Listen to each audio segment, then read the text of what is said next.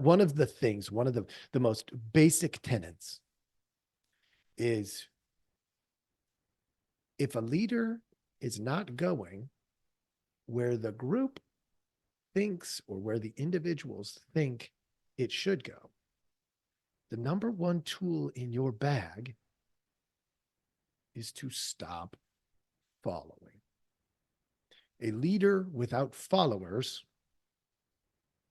is very lonely.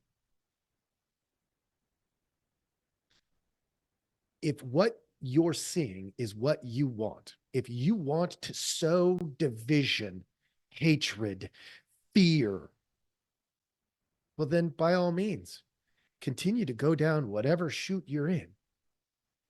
But if you want to sow unification, empathy, understanding, and care, maybe it's time to take a look and say, I'm not sure I want to go through either of those chutes unless they start looking for unification as the process.